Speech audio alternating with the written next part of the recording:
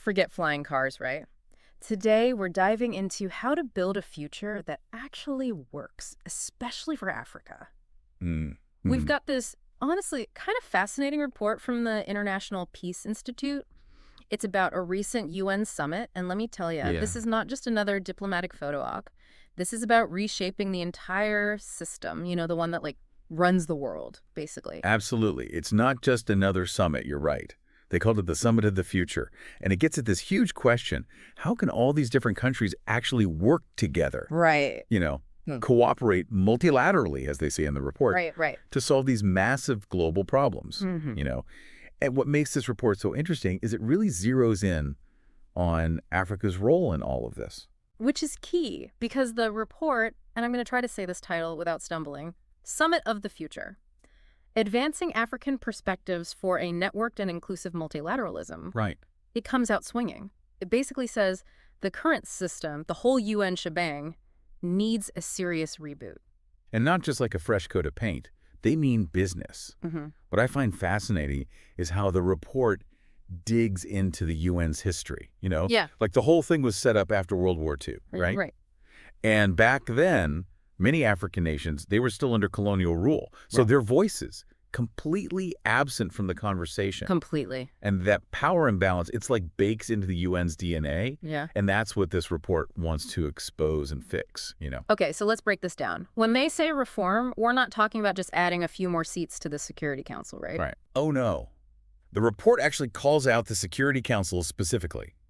It basically says that just adding more members is pointless, doesn't solve the real issues. It's like putting a Band-Aid on a broken. It's rearranging deck chairs on the Titanic. That's their analogy. Okay, yeah.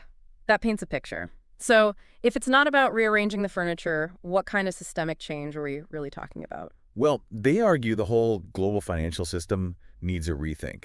And this is where it gets really interesting, because it challenges that whole narrative of aid flowing into Africa, Yeah. saying, look, what Africa needs isn't a handout, it's a level playing field. I'm sensing a theme here, a seat at the table, not on the menu, as the report puts it. But what does that actually look like, practically speaking? I'm curious, what are some of the ways that the report illustrates Africa being, you know, on the menu as it is now? They argue that the current financial system, well, it was designed decades ago, and it often prevents African nations from fully benefiting from their own resources. Right. Take unfair trade practices, for example. African countries, they're often forced to export raw materials at really low prices, and then they have to buy back finished goods at, like, inflated costs. Yeah. It's this vicious cycle, right? Right. Resource extraction, but no equitable returns. That's being on the menu, not at the table where the decisions are made. And it's not just about the money, right? The Mhm. report, it really digs into the UN's whole role in peace operations, especially in Africa. And while it acknowledges that, yes, some progress has been made, like with getting more funding for African-led initiatives, it argues that just throwing military might at these situations isn't the answer to building lasting peace. Absolutely. It's not just about sending in the peacekeepers. It's about getting at the root of the conflict, Hmm. helping communities reconcile and rebuild. Hmm. They really emphasize the need for a much more nuanced approach. Okay, so less about putting out fires and more about, preventing them in the first place. Yeah, exactly. Building peace from the ground up. Mhm. And they actually point to UN Resolution 2719 as an example of like a step in the right direction. Okay, and what's so special about that resolution? So this resolution, it's all about giving African nations the reins, empowering them to manage their own security. And a big part of that is providing more sustainable funding for peace operations that are led by the African Union, by regional organizations, not just by the UN sending in their own troops. So it's a move away from that old model of the UN swooping in with all the answers. Exactly. Towards something that recognizes the agency and the capacity of African nations to take the lead in their own backyard? Exactly. And it's not just about the money either, right? We're talking about a fundamental shift in how we think about sovereignty. Yeah, and the report does not shy away from that at all. Yeah, they really dig into it. Because, see, for a long time, sovereignty has been viewed as this kind of like impenetrable shield, right? Mm. But the report argues that it's not just about protection, it's also about responsibility. Okay, I'm with you. So it's like, if a country's facing a crisis, they have a responsibility, yeah, to their own people, but also to the global community to address it. Exactly. They're pushing for this broader understanding of sovereignty that acknowledges how interconnected we all are.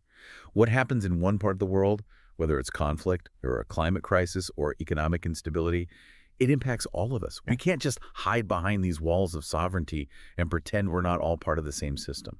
And it makes me think about this other key point that the report makes, which is about reparations. Right. Especially with the Accra Reparations Conference happening recently, Hmm. it feels like it's all connected, right? This call for more just and equitable global system and acknowledging the past. Absolutely. You hit it right on the head. For too long, reparations have been treated as this like side issue. But the report and the AU, they're making it clear this is central to the future of multilateralism. You can't have a truly just global system if you don't address the legacies of colonialism, the historical injustices, all of that. So we're not just talking about lofty goals for the future, we're talking about confronting the past to build a better future. Exactly. And the report really highlights that Accra Reparations Conference and how the African Union is pushing hard for reparations to be a core part of this conversation. It's about recognizing the harm that's been done and committing to doing the work to address it. It's a powerful message. But I'm also thinking, okay, how do we translate these ideas, as big and important as they are, how do we translate them into actual action?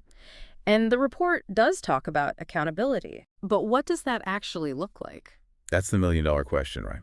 And the report really stresses the need for some serious mechanisms to track progress, to evaluate what's working and what's not.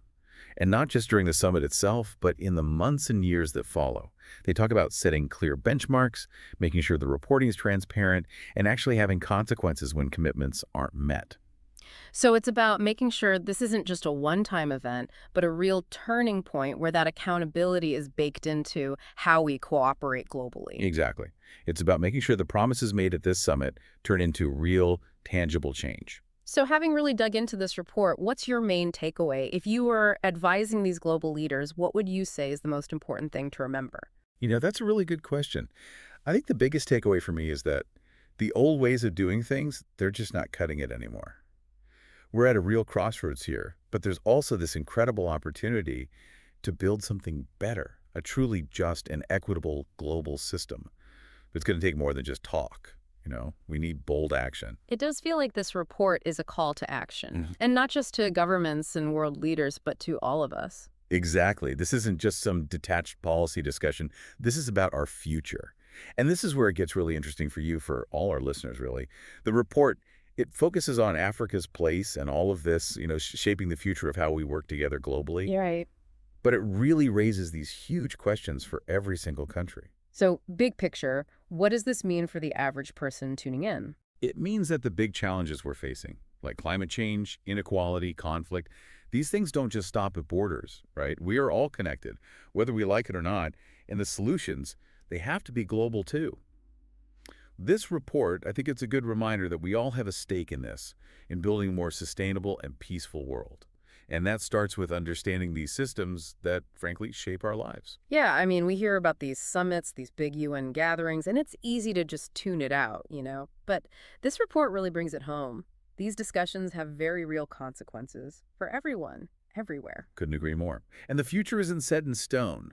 It's something we build together. I love that. And on that inspiring note, I want to encourage everyone listening to check out the full report from the International Peace Institute. You can find it on their website. And forgive me if this is clunky, but I'm going to spell it out. ipcnec.org. It's a meaty one, but well worth your time. Thanks for guiding us through it. My pleasure. Always happy to nerd out about this stuff.